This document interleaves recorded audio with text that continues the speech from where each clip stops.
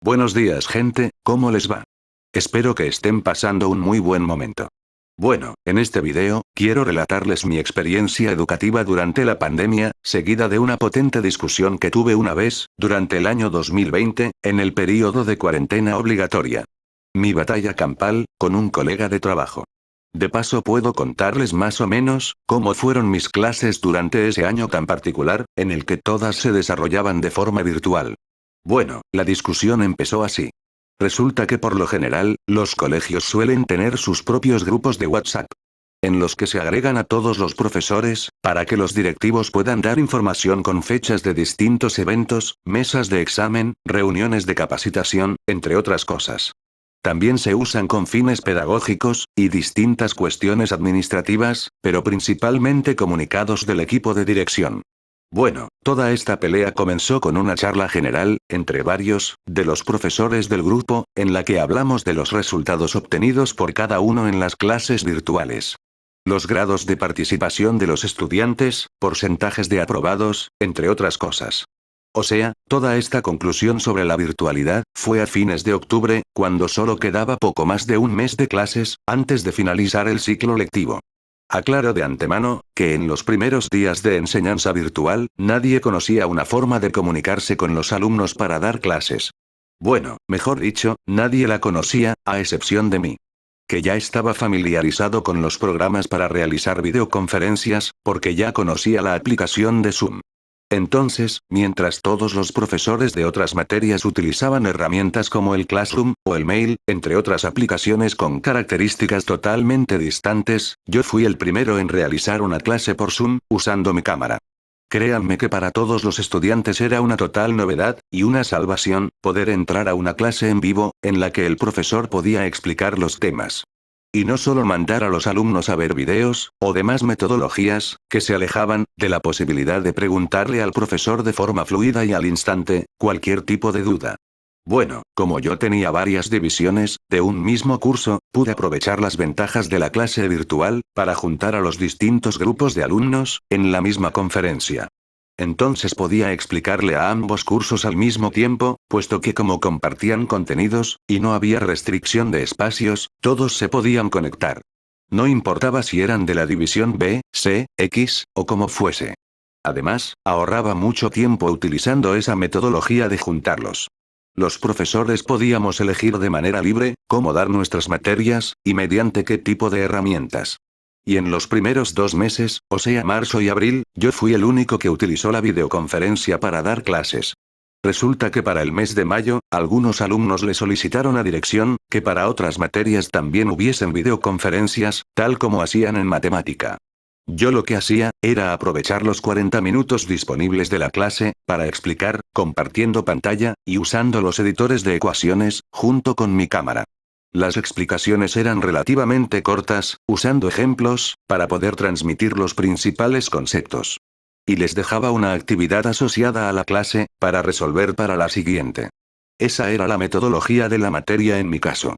Después tomaba evaluaciones orales en el Zoom, separando individualmente a cada estudiante, mediante la herramienta para armar salas, y solicitaba trabajos con calificación para entregar a través del Classroom, basados en todo lo que habíamos visto en las clases. Lo cual quedaba grabado, y subido a la plataforma virtual, para que pudieran mirarlo de nuevo si lo necesitaban o si no habían estado presentes cuando se dio la explicación. Bueno, resulta que en el grupo de profesores, casi al final del año, luego de que varios decidieron unirse a esta metodología, un profesor que también tenía 2 de mis cursos, puso un comentario diciendo que el año educativo, había sido un completo desastre, y que las clases virtuales eran imposibles. Que no había forma de adaptarse, y que era un ciclo lectivo totalmente desperdiciado. Varios profesores, se le unieron en el pensamiento, diciendo cosas parecidas, porque al parecer obtuvieron los mismos resultados en sus experiencias personales. El profesor que realizó el comentario, en cada videoconferencia, tenía de 5 a 7 alumnos conectados en total. Y hablamos de cursos de más de 30 alumnos. Eso nos da un porcentaje de asistencia, bastante inferior al 25%. Bueno, el bardo comenzó cuando yo decidí meter mi bocadillo. Cuando comenté mi situación. Yo puse que mi experiencia en el año virtual, había sido buena. En mi caso los estudiantes me seguían muy bien, y mi porcentaje de asistencia era bastante alto. ¿Saben cuál fue mi récord de alumnos conectados al mismo tiempo, en una videoconferencia mezclando dos cursos del mismo año? No les miento, llegué a juntar un máximo de 52 alumnos. Los conectados iban entre 30 y 50 por lo general, dependiendo del carácter de la clase. En las de consulta entraban menos, pero en las teóricas, se conectaba la mayoría. O sea, en mi materia se metían siempre, y les gustaba esa idea, de recibir clases con explicaciones, seguidas de trabajos prácticos sobre esa clase, que se realizaban de forma periódica, y que se podían resolver también, mirando las grabaciones de la explicación. Hice más de 85 videoconferencias durante ese año. El profesor de construcción ciudadana, que era el que había puesto el comentario en el grupo, me empezó a bardear por ahí, por el simple hecho de haber dicho que mi año 2020 había sido exitoso en cuanto al trabajo. Y empezó a criticarme, y a decirme que no se puede hablar de éxito, cuando los alumnos no tenían posibilidad de conectarse, por falta de recursos, y demás boludeces que eran totalmente refutables, simplemente relatando mi experiencia personal. A ver si queda claro. No se conectaban a tu clase, porque no querían. No porque no pudiesen. Sino cómo se explica, que yo tuviese reuniones que oscilaban entre 30 y 50 alumnos. O sea, el problema era que no sabías cómo llegar al estudiante, en un período tan difícil. Que no le pusiste la suficiente voluntad, ni tampoco te esforzaste un momento, en buscar que tu clase fuese productiva para él. Aún así, no puedo criticarte tanto por eso. Ya que al menos intentaste hacer algo. Muchos profesores en todo el país, dedicaron ese año, a meter excusas, para rascarse las pelotas. Y directamente su materia no aportó nada.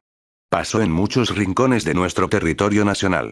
El flaco me empezó a hacer tremendo quilombo, en el grupo de profesores, solo por mi experiencia en la virtualidad, diciendo que yo era excluyente, que no pensaba en los que no tenían acceso a la educación, y demás tonterías que ni siquiera coincidían con la realidad, de lo que yo mismo había vivido durante todos esos meses con mis cursos, que habían trabajado súper bien.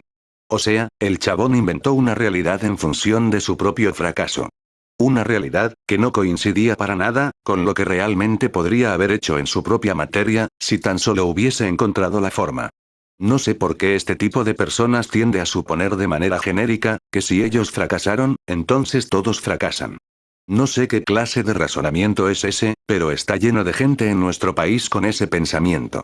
Si a mí me fue mal, entonces a vos también te tuvo que ir mal. ¿Qué clase de lógica inductiva es esa?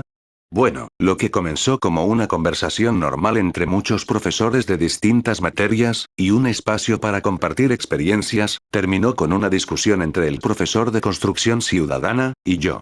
Puesto que todos los demás profesores, al percibir la batalla campal, dejaron de escribir su experiencia, y nos posicionaron en un mano a mano, mientras comían pochoclos, y veían nuestra película dramática.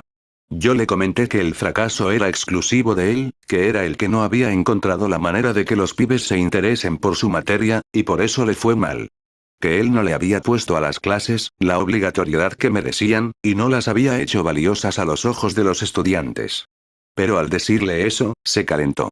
Empezó con las puteadas, le agarró como un shock ideológico, y entró en un estado de frenesí. En el que comentó que no valía la pena discutir con un pelotudo con mi perspectiva meritocrática. Que seguramente si seguía pensando así, mis alumnos nunca me iban a tener en consideración, para que les diera el diploma, al terminar el colegio. Y después de eso, se fue de la conversación, y abandonó el grupo. Ja ja ja ja ja, ¿qué tiene que ver una cosa con la otra? ¿Qué argumento más fantoche?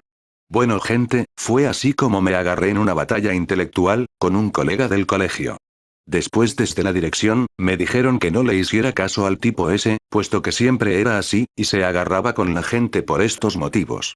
Espero que mi experiencia les haya entretenido, y les sirva como ejemplo de que a veces no vale la pena extender discusiones con esta clase de rivales intelectuales de 16ª categoría. Nos vemos en la próxima oportunidad, los saluda Argmaxi.